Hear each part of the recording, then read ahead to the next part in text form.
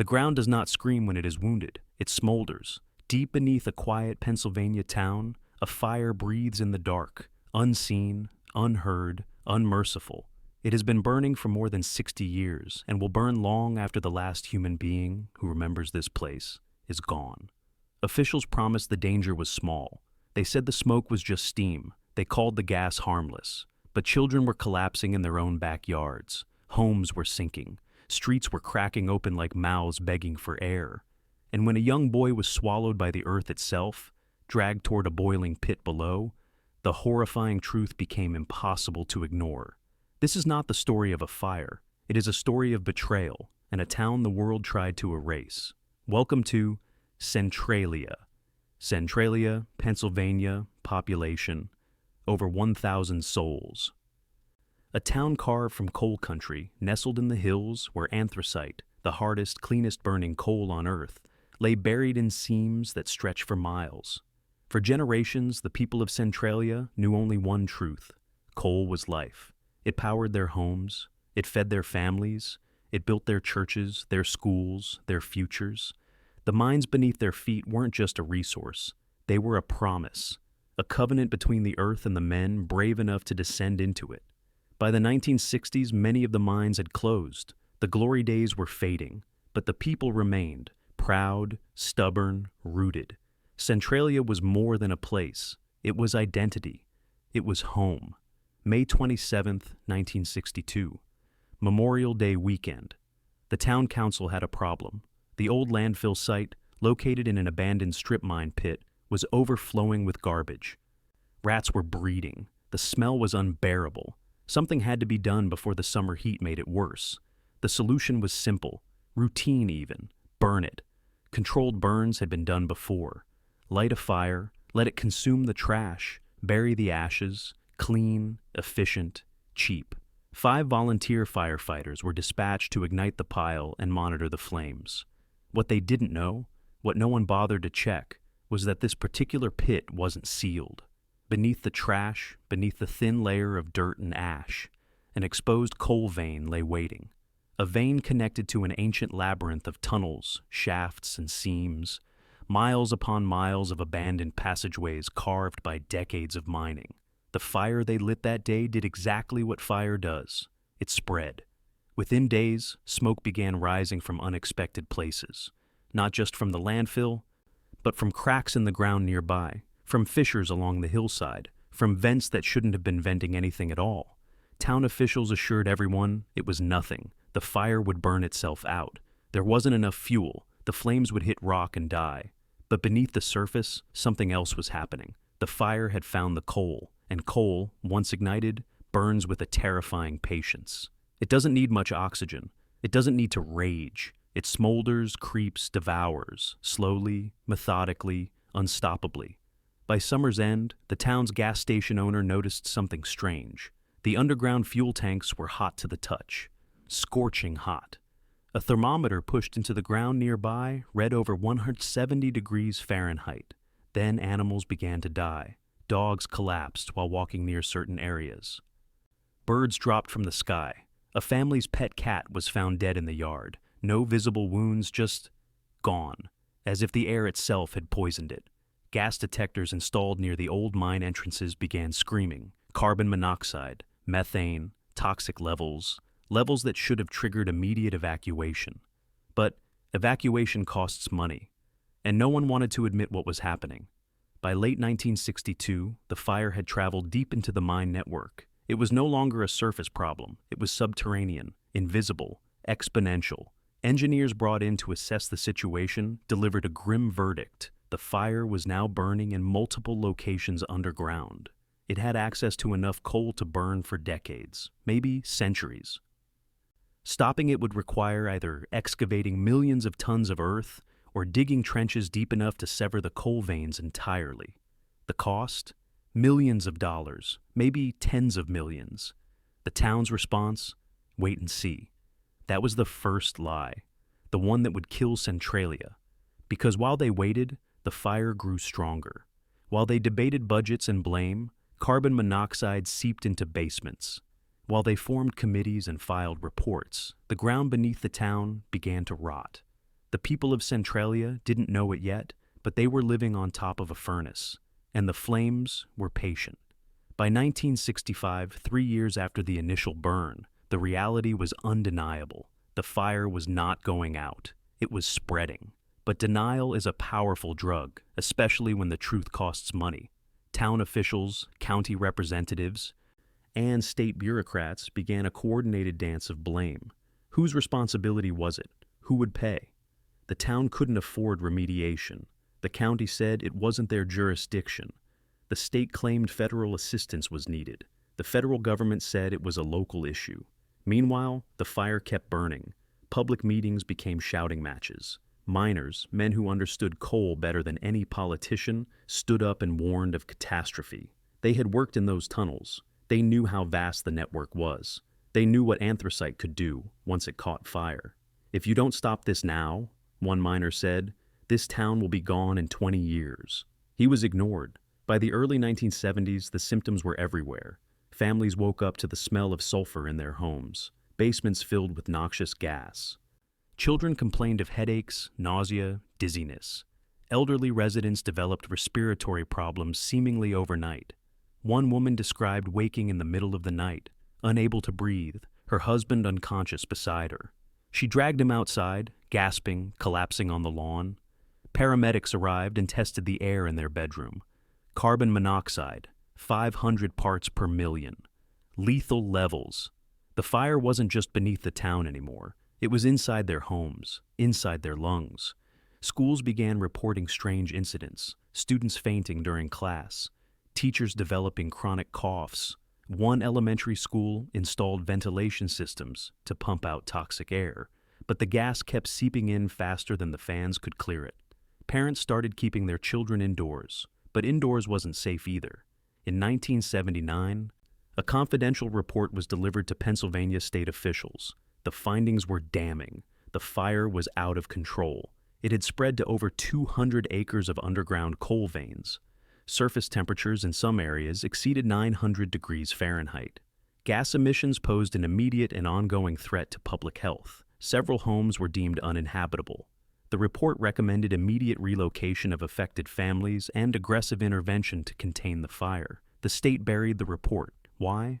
Because acting on it would mean admitting they had ignored the problem for nearly 2 decades. It would mean lawsuits, liability, political suicide. So instead, they offered half measures, a few monitoring stations, some ventilation pipes, promises of future action. But the fire doesn't negotiate. It doesn't wait for budget approvals or election cycles. It burns. January 1981. A homeowner named John Coddington was in his basement when he heard it. A low rumble, like distant thunder, but coming from below. Then the floor buckled. An explosion. Gas had been building in a sealed-off section of the old mines beneath his property. When the pressure became too great, it erupted. The blast ripped through the foundation, sending debris and smoke shooting upward. Coddington barely escaped. When firefighters arrived, they couldn't put it out. Because it wasn't just a house fire, it was the mine fire breaking through. That night, standing in the street watching his home smolder, Coddington said something that would echo through the years. They knew. They knew this was coming, and they did nothing. He was right. But the worst was still ahead. February 14th, 1981, Valentine's Day. 12-year-old Todd Domboski was playing in his grandmother's backyard. It was cold, snow on the ground, steam rising from the earth in strange places. But that was normal in Centralia now. The town had learned to live with the smoke. Todd was walking near an old tree when the ground beneath him vanished. One moment, solid earth. The next, nothing. He plunged into darkness. The sinkhole was 4 feet wide and over 150 feet deep, a shaft that dropped straight down into the burning mine below. Todd fell 12 feet before his arms caught the edge of a tree root. He hung there, legs dangling into the abyss, screaming. Below him, the air shimmered with heat. Smoke billowed upward. The walls of the pit glowed red. His cousin heard the screams and came running. He grabbed Todd's arms and pulled, straining, desperate, terrified the root would snap. Seconds felt like hours. Finally, with every ounce of strength, he dragged Todd out. When paramedics arrived, they tested the air at the bottom of the hole. temperature over 500 degrees Fahrenheit, carbon monoxide, instantly lethal levels. If Todd had fallen all the way down, he would have been cooked alive before he hit the bottom. The story made national news. Suddenly, Centralia wasn't just a local problem. It was a horror story, a cautionary tale. A town where the earth itself was trying to kill its children. And still, officials hesitated. Within months, the federal government finally intervened. Congress allocated funds for relocation, voluntary relocation. Families could sell their homes to the government and leave. But the offers were insultingly low. Houses worth $50,000 were offered $15,000. Lifetime homes were reduced to bureaucratic appraisals. Some families took the money and fled. They had no choice. Their children were getting sick. Their homes were sinking. Every morning brought new cracks in the walls, new vents spewing smoke in the yard. But others refused. "This is my home," one resident said. "I was born here. My parents are buried here. I'm not letting the government steal my land because they were too cheap to put out a fire." The town fractured. Neighbors stopped speaking to each other. Friendships that had lasted decades shattered over the question, stay or go. Those who left were called cowards. Those who stayed were called fools. Centralia was eating itself from within. By 1984, the situation had become untenable. Streets were collapsing. Entire blocks were abandoned. The borough building, the heart of local government, had to be evacuated due to gas infiltration. The state declared Centralia uninhabitable. Eminent domain proceedings began. Whether residents wanted to leave or not, their properties would be seized, purchased, and demolished. The town would be erased. Bulldozers arrived. One by one, homes were torn down. Entire streets disappeared. Churches, schools, the post office, gone, reduced to rubble and buried. Those who remained watched as their world was systematically destroyed. One woman stood on her porch as the house next door was demolished. She didn't cry, she didn't speak. She just stood there, staring, as the walls came down and dust filled the air. "It's like watching your own funeral," she said later. The trauma wasn't just physical, it was existential. People began having nightmares, dreams of falling, of suffocation, of being buried alive. Children drew pictures of fire and smoke. Teachers reported students who couldn't concentrate, couldn't sleep, couldn't stop asking when they would have to leave. Depression became epidemic. Suicide rates spiked. Marriages fell apart under the weight of financial ruin and forced displacement. One elderly man, a lifelong resident, sat on the steps of his condemned home and said, "They didn't just take our houses, they took our history, our identity. Everything we were is being bulldozed and forgotten." He died 6 months later, heart attack, officially. But everyone knew the truth. Centralia killed him. By 1990, Centralia's population had dropped from over 1,000 to fewer than 60. By 2000, fewer than 20 remained. But those who stayed weren't just stubborn, they were defiant. They refused to let Centralia die without a fight. John Lokitis Jr., a retired miner who had lived in Centralia his entire life. He refused every buyout offer, every eviction notice, every threat. "They can bulldoze around me," he said, "but I'm not leaving." Mary Lou Gaughan, a widow whose husband had worked in the mines for 40 years before black lung took him. She stayed because leaving felt like abandoning him. "He's buried here," she said. "I'll be buried here too." Carl Womer, the town's unofficial historian, he maintained a small museum in his home documenting Centralia's history, the good years before the fire. He refused to let the story be forgotten. These weren't radicals, they weren't activists. They were ordinary people who simply refused to accept that their town and their lives were disposable. The fight went to court. Property rights versus public safety. Individual freedom versus government authority. The holdouts argued that they had lived with the fire for decades. They knew the risks. They accepted them. The government had no right to force them out. The state argued that Centralia was a disaster zone, that allowing people to remain was negligent, that the fire posed an ongoing threat not just to residents, but to anyone who might visit or pass through. The case dragged on for years. Legal fees mounted, relationships within the remaining community frayed. Finally, in 2013, a compromise was reached. the holdouts could remain in their homes for the rest of their lives. But when they died, the properties would revert to the state and be demolished. No one could inherit. No one could move in. Centralia's fate was sealed. It would die with its last resident. By 2010, Centralia was barely recognizable. Most of the homes were gone.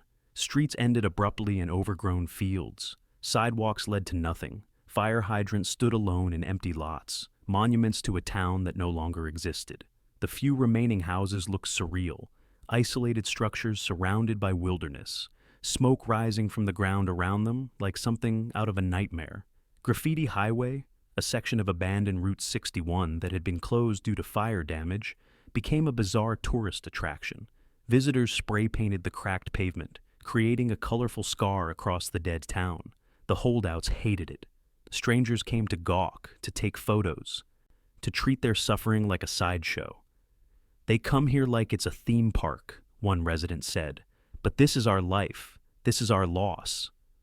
In 2002, the U.S. Postal Service revoked Centralia's zip code. The town, officially, no longer existed. Mail sent to Centralia was rerouted to nearby Ashland. Government forms listed it as unincorporated. Maps removed its name. It was erasure, complete and bureaucratic. One of the remaining residents put it simply, they couldn't kill the fire, so they killed the town instead. Today, more than 60 years after it began, the Centralia mine fire still burns. Scientists estimate it has enough fuel to burn for another 250 years, maybe longer. The ground still steams, vents still exhale toxic gas, sinkholes still open without warning. The fire doesn't care that the town is gone. It doesn't care about the people it displaced or the lives it destroyed. It simply burns. Centralia became famous for a reason it never wanted. It inspired the video game and film franchise Silent Hill. The abandoned streets, the ever-present smoke, the sense of a place cursed by its own past. It was perfect horror material. But for the people who lived through it, there was no fiction, no metaphor, just loss. The real horror of Centralia isn't the fire. It's the betrayal. It's the officials who waited too long, the politicians who prioritized budgets over lives, the bureaucrats who buried reports and ignored warnings until it was too late. As of 2024, fewer than 5 people still live in Centralia. They are elderly now. Time and the fire have both taken their toll. They remain because leaving would mean admitting defeat. It would mean accepting that the place they loved, the place they fought for, was never really worth saving. But they know the truth. When they die, Centralia dies with them. No monuments will mark the town. No memorials will tell its story. The state owns the land now, and the state wants it forgotten. In a few decades, the last resident will pass away. The last house will be bulldozed. The last street will be reclaimed by the forest, and the fire will keep burning. Centralia is not unique. Across the world, communities are sacrificed for profit. Warnings are ignored until disaster is unavoidable. People are displaced, gaslit, erased, all because those in power chose convenience over courage. The fire beneath Centralia is not the true tragedy. The tragedy is how long it burned before anyone dared to admit it existed. The tragedy is the children who breathed poison because adults couldn't agree on who should pay. The tragedy is the families torn apart, the homes bulldozed, the history buried beneath bureaucratic contempt. Centralia didn't die because of a fire. It died because no one cared enough to save it. Somewhere below, in the darkness, the fire breathes, waiting, eternal, forgotten.